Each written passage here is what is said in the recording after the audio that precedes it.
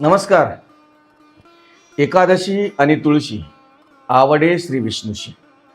उपवास न करता, हरिनामाचा अध्यास न धरता मन कसे शुद्ध होणार? एकादशी का करावी? देवशयनी एकादशीचं आध्यात्मिक, धार्मिक आणि वैज्ञानिक महत्त्व आपण समजून घेऊया. मित्रांनो, आजपासून आपण सबनिशी हे चॅनल सुरू करत आहोत. वेगवेगळ्या विषयावरील माहिती देण्यासाठी, आपल्याशी संवाद साधण्यासाठी आपण भेटत राहणार आहोत. तर आजचा पहिला एपिसोडमध्ये बघूया आपण एकादशीचे महत्त्व. मित्रांनो, भारतीय संस्कृतीमध्ये प्रत्येक तिथीचं वेगळं महत्त्व आहे, परंतु त्यामध्ये एकादशी ही तिथी सर्वश्रेष्ठ मानली जाते. पुराणांमध्ये तिला हरिवासर असे संबोधले जाते, कारण हा दिवस श्री भगवान विष्णूंचा अत्यंत प्रिय दिवस.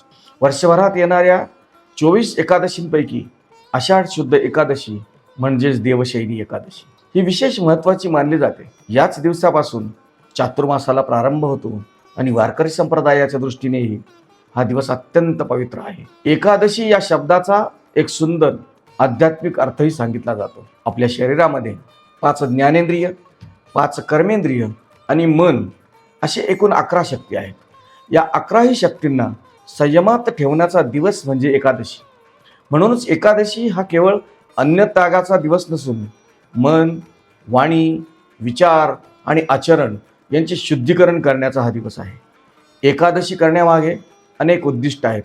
पहिलं म्हणजे मनशुद्धी, दुसरं म्हणजे ज्ञाननिग्रह, इंद्रिय निग्रह, तिसरं म्हणजे भक्ती आणि चौथं म्हणजे शरीरशुद्धी. उपवास या शब्दाचा अर्थच आहे उप अधिक वास, म्हणजे परमेश्वराच्या अधिक जवळ राहणे.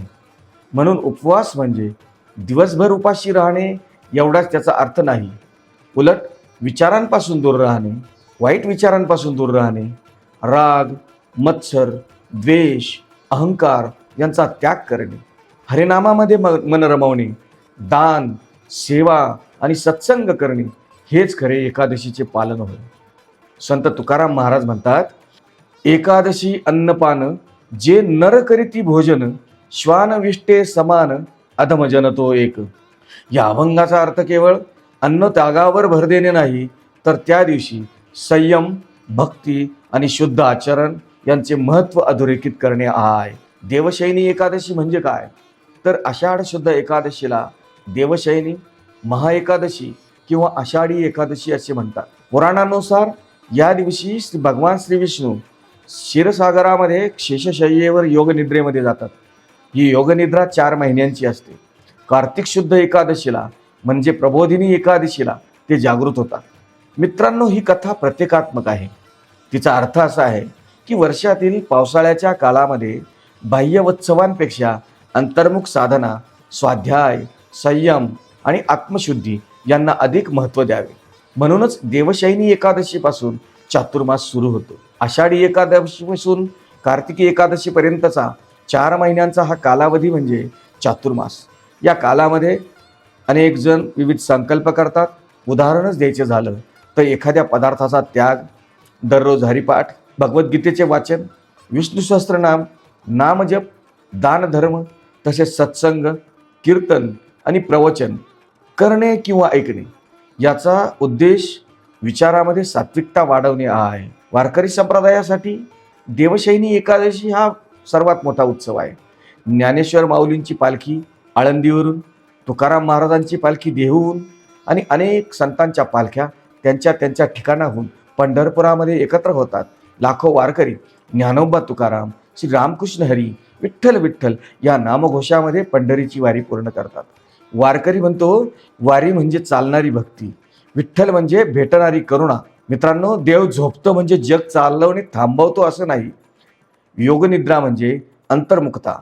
ही एकादशी प्रत्येकाला सांगते, थोडे थांबा, स्वतःकडे पहा, मन शुद्ध करा, नामस्मरण करा, संयम स्वीकारा, जीवनातील अनावश्यक गोष्टींचा त्याग करा. आधुनिक वैद्यकीय संशोधनातूनही मधून नियंत्रित उपवास, इंटरमिडिएट फास्टिंग शरीरासाठी उपयुक्त असल्याचे आढळले आहे.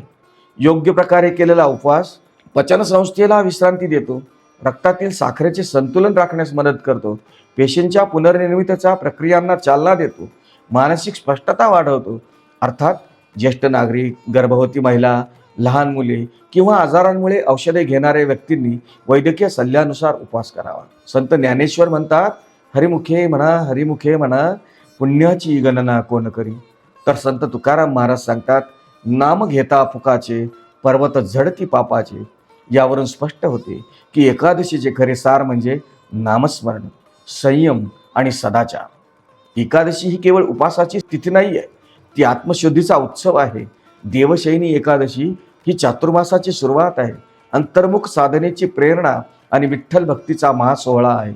अन्नाचा त्याग करण्यापेक्षा अहंकाराचा त्याग अधिक महत्त्वाचा. उपाशी राहण्यापेक्षा हरिनामात तृप्त होणे अधिक श्रेष्ठ आणि देवाकडे काही मागण्यापेक्षा स्वतःला देवाच्या चरणी अर्पण करणे अधिक, हा पवित्र संदेश देवशयनी एकादशी आपल्याला देते. म्हणूनच वारकरी प्रेमाने म्हणतो, उपवास म्हणजे पोट रिकामे ठेवणे नव्हे, मन विठ्ठलाने भरवून टाकणे.